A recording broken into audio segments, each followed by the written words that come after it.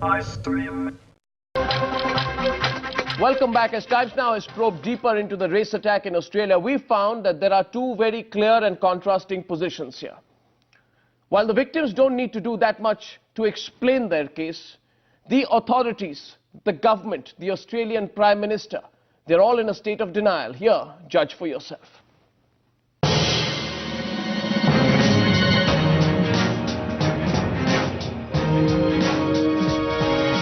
The reports of 70 people being involved are just not correct. There was a maximum of 25 people at that function. We believe 4 to 5 people involved in the actual assault. And keep staring at us. And then we walked outside. And the group of people just came outside and attacked on us. Probably 70 to 80, including women.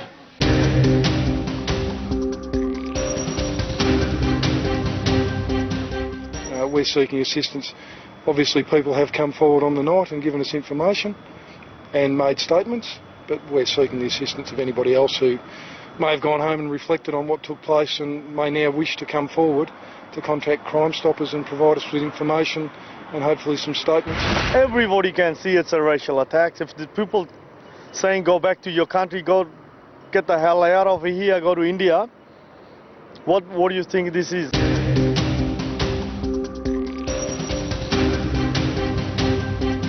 4 of those were arrested.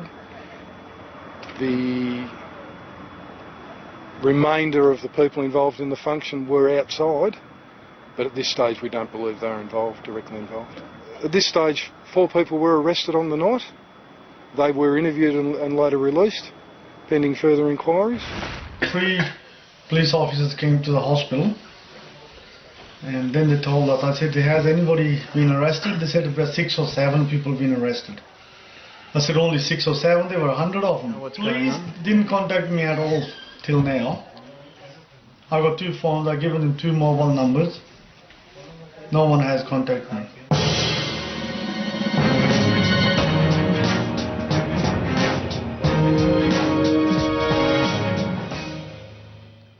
Farrukh Dhondy, do you think you went overboard, Farrukh Dhondy, yesterday? Because the Australian Prime Minister responded to you. Do you think you went overboard when you said, you know, we need to retaliate? We need to have a form of retaliation. That's what you said. I'm very glad that the Australian Prime Minister has reacted, because as we say in South India, wake up and smell the coffee. I'm also supportive of Mr. Rudd's statement that people have to follow the law.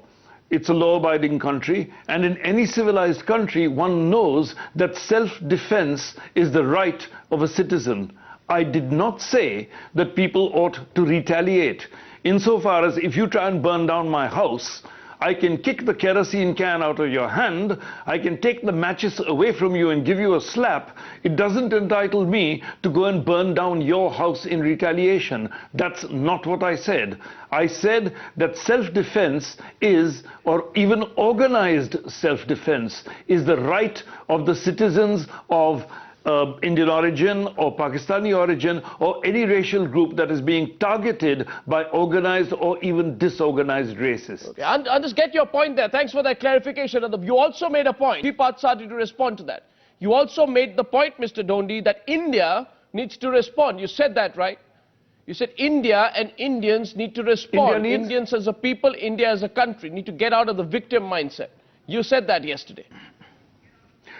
I absolutely feel that Indians as a whole, Indians in their diaspora, ought to stop believing that, or projecting the image that they are peaceful people who will not be able to defend themselves. Yep. It is completely true, as you know, that in Africa, in America, for instance, the Afro-Americans had 2 huge movements. One of them, the Civil Rights Movement, and the other, the Black Panther Movement and the Self-Defense Movement. And it is those movements that have put President Obama into the White House. They had to first show that they were not going to be the victims of organized racist attacks such as were practiced by the Ku Klux Klan. Now, when we set the cameras, Australia, yeah, go ahead. Go ahead. Australia, people say that this is disorganized racism. These are mobs of people. 12 people, 6 people, 70 people, I don't know the numbers, I wasn't there.